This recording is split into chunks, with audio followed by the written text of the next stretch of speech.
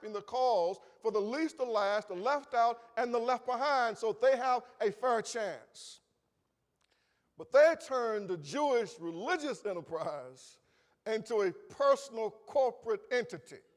And literally, they were wealthy, the ruling class. There's a second group below the chief priests. They were known as the Senate or the elders. And you'll find very often in the Bible, it talks about the elders and the chief priests.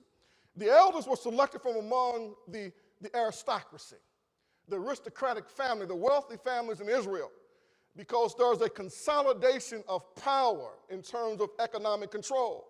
So I don't care what type of governmental system you're in, if you have control of economic resources, that gives you political power. It gives you influence. It gives you clout. And even though they were under the Roman government, Rome allowed its smaller little states to pretty much operate with some independence as long as they paid their taxes, as long as they did not try to promote any type of insurrection to overthrow the Roman government. So the aristocracy, they control the religion, they control the economy, and they control the land. Because in an agrarian society, he who controls the land controls the economy. You need land for your animals to graze. You need land to grow crop. And that's why right now that everybody in and around Charleston got their eyes set on the west side of Charleston. And I've been trying to warn people of this for so long.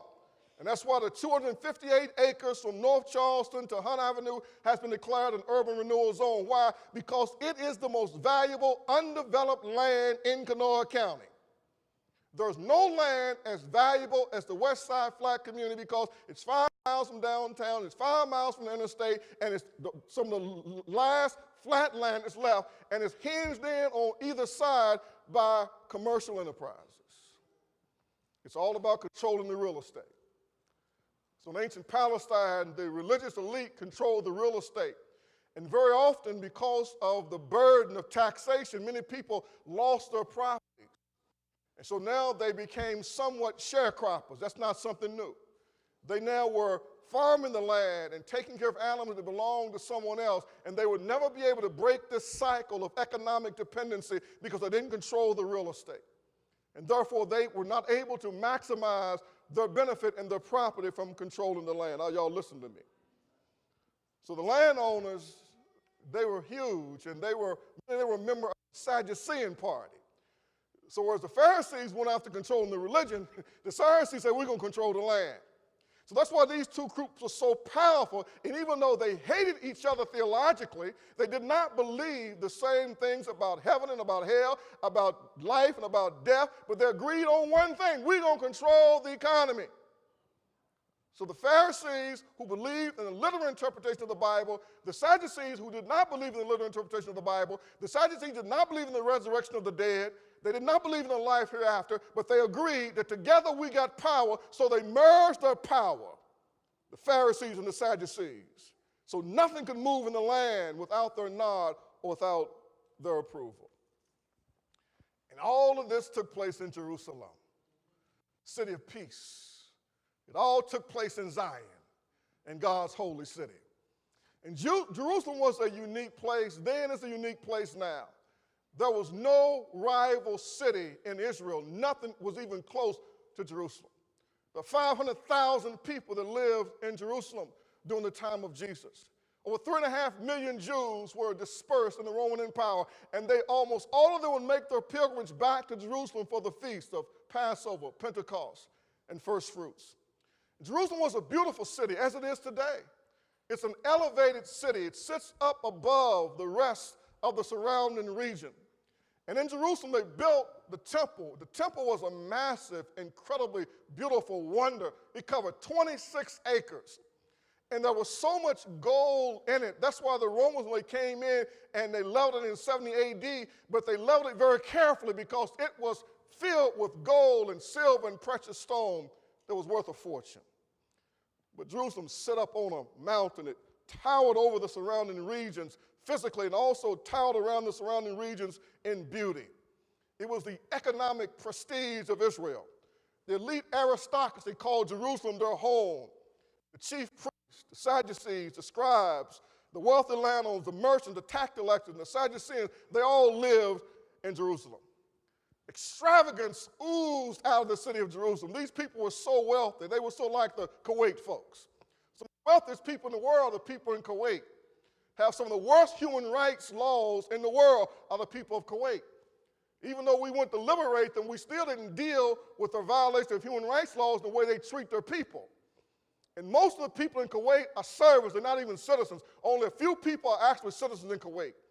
And every citizen in Kuwait is wealthy, and their wealth is realized from the oil revenues. And they hold on to their wealth. That's why there's never a motivation in these Arab nations. Here they got this black gold in the ground that we call oil. But they don't use their wealth to develop their nation, to empower their people. They consolidate their wealth in the hands of a few folk, as it's done in Kuwait, as it's done in Saudi Arabia. So they control the wealth of the land and allow their people to live in poverty. That's what was happening in Israel.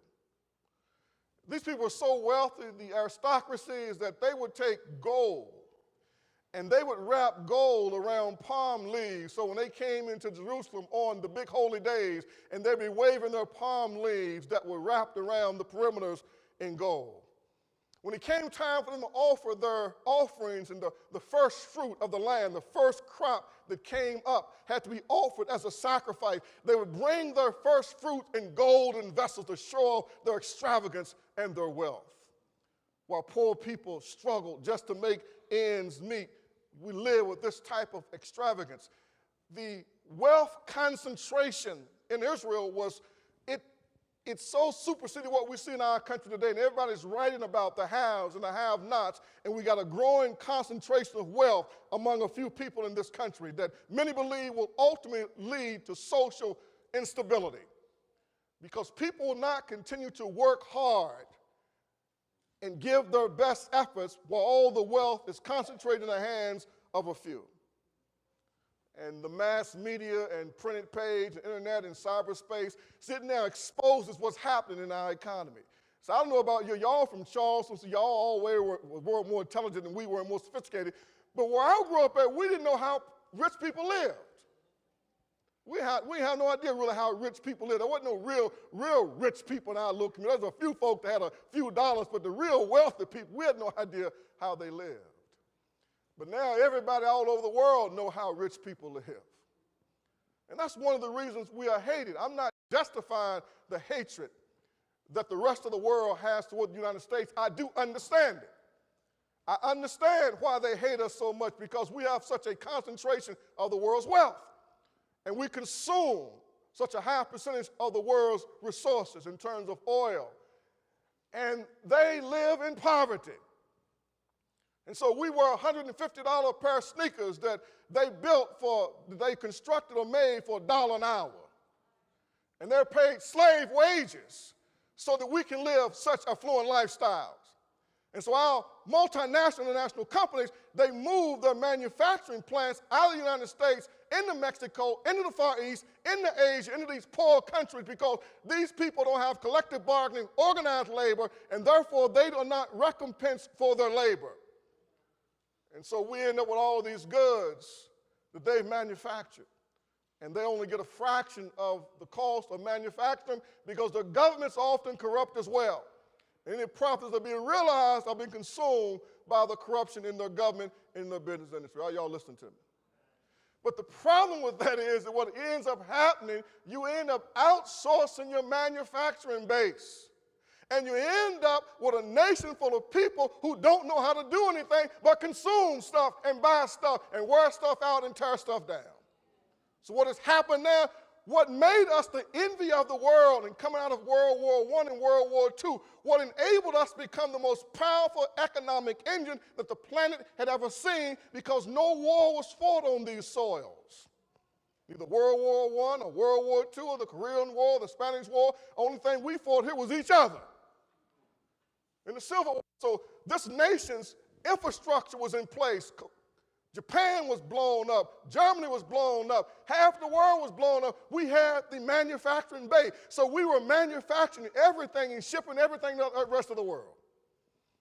And so our exports far exceeded our imports. We were shipping out